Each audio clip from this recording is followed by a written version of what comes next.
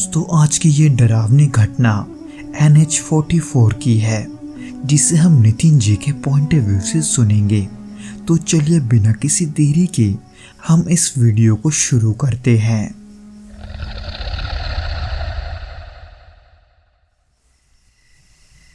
ये घटना 2011 की है, जब मैं एक ट्रक ड्राइवर के रूप में काम करता था और मेरे साथ मेरा सहायक रघु भी हुआ करता था। हम दोनों कई सालों से इस काम में थे और ट्रक चलाने का हमारा अनुभव काफ़ी लंबा था। लेकिन उस रात जो हुआ उसने मेरी ज़िंदगी ही बदल दी। उस समय हम आंध्र प्रदेश से बेंगलुरु की ओर जा रहे थे। हमारा रास्ता NH44 हाईवे से होकर गुजरता था, एक ऐसा रास्ता जिसे कई ड्राइवर मनुष्य मानते थे। यहाँ तक कि कई ड्राइवरों ने इस हाईवे पर अजीब घटनाओं का भी जिक्र किया है। खैर, हमारे ट्रक में चावल की बड़ी खेप थी जिसे समय पर डिलीवर करना था। तब रात के लगभग 11 या 12 बज रहे थे। ठंड का मौसम था, लेकिन हवा में अजीब उमस भी थी। आसमान में हल्के बादल छाए हुए थे और सड़क पर दूर दूर तक गाड़ी नजर नहीं आ रही थी। ट्रक की हेडलाइट के अलावा चारों ओर घना अंधेरा था। इंजन की घड़घड़ाहट और हमारे ट्रक के टायरों की आवाज़ ही उस सन्नाटे को तोड़ रही थी। रघु मेरे बगल वाली सीट पर बैठा था और ऐसे ही लगभग आधे घंटे के सफ़र के बाद मेरी नज़र अचानक सड़क के बीचों बीच खड़ी एक परछाई पर पड़ी। हेडलाइट की रोशनी में मैंने देखा कि वो एक छोटी सी लड़की है। उसने सफ़ेद कपड़े पहने हुए थे जो फटे पुराने और गंदे लग रहे थे।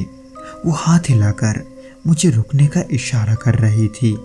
शायद उसे किसी मदद की ज़रूरत थी, इसलिए मैंने उसे देखकर तुरंत ब्रेक पर पैर रख दिया, जिसकी वजह से ट्रक अचानक से थोड़ा बाईं ओर की तरफ झुकने लगा और टायरों की आवाज़ थोड़ी तेज़ हो गई।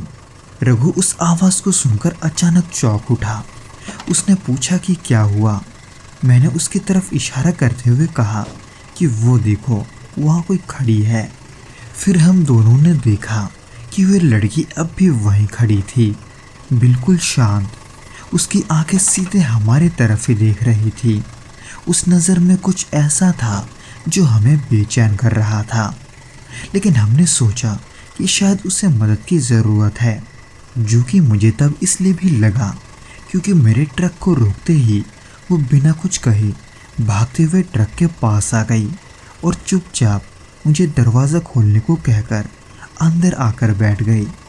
उसके चेहरे पर डर और उलझन के भाव थे, लेकिन उसके कपड़ों से हल्की मिट्टी और बारिश की गंध भी आ रही थी। मैंने महसूस किया कि वो बार बार खिड़की से बाहर देख रही है, जैसे वो किसी चीज़ को ढूंढ रही है। खैर, ये सब होते ही मैं अपनी मंजिल की तरफ दोबारा रवाना हुआ।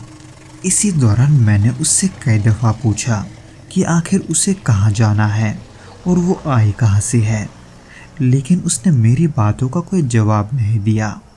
ऐसे ही तकरीबन 5 किलोमीटर के बाद मैंने एक मोड़ लिया और अचानक महसूस किया कि ट्रक के अंदर कुछ बदल सा गया है, क्योंकि उस एक पल में वो लड़की न जाने अपने सीट से कहीं गायब हो गई। मैं अपने ड्राइवर सीट पर ही था। रघु को मैंने बीच में बिठाया हुआ था और वो लड़की दूसरी तरफ खिड़की वाली सीट पर थी, पर उस पल न जाने वो कहाँ गायब हो गई।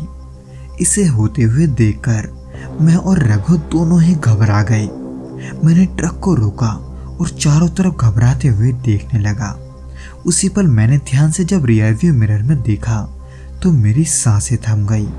वो लड़की ट्रक के पीछे के हिस्से में बैठी थी, लेकिन तब उसका चेहरा बिल्कुल बदल चुका था। उसकी आंखें अजीब सी थी और उसके होठों पर एक खौफनाक मुस्कान थी और वो मुझे और रघु को ही सीधा घूर रही थी। उस पल हमारी पूरी बॉडी सुन पड़ चुकी थी। हमारे हाथ पैर कांपने लगे थे और दिल की धड़कन भी तेज हो चुकी थी। ऐसा लग रहा था कि वो छाती से फटकर बाहर आ जाएगा, पर मैंने जैसे तैसे हिम्मत जुटाकर ट्रक को तेज कर दिया।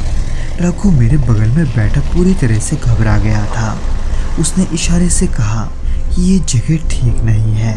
फिर कुछ ही देर में ट्रक का इंजन अजीब आवाज़ करने लगा और ऐसे लगा जैसे ट्रक की गति धीमी पड़ रही है। इसीलिए उस मुसीबत के वक्त में मैंने हॉर्न बजाना शुरू कर दिया, इस उम्मीद में कि कोई दूर से गाड़ी या कोई शख्स मुझे दिख जाएगा। तभी दूसरी ओर से आती एक ट्रक की तेज लाइट हमारी आंखों पर पड़ी। जब गौर से देखा तो वो ट्रक न सिर्फ हमारी ओर आ रही थी बल्कि हमारे ट्रक से सीधे टकराने वाली थी। इसलिए मैंने किसी तरह से स्टीयरिंग को घुमाया और दोनों गाड़ियों को टकराने से बचा लिया।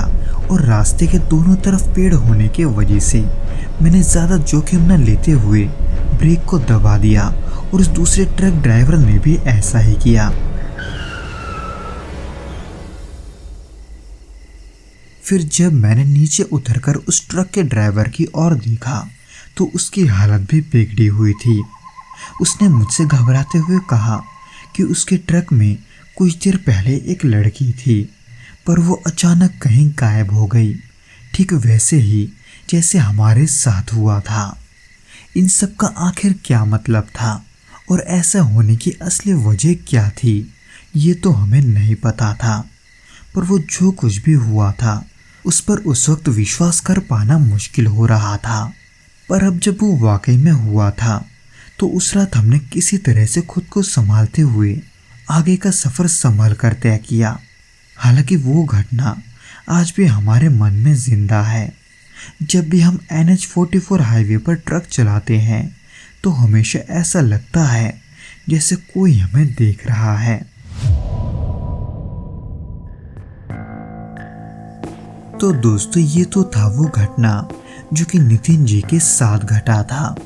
उम्मीद करता हूँ कि आपको ये वीडियो पसंद आया होगा, और अगर आया हो तो प्लीज़ इस वीडियो को लाइक करके इसे अपने दोस्तों के साथ शेयर ज़रूर करना और हमें कमेंट करके ज़रूर बताना कि आपको ये वीडियो कैसा लगा।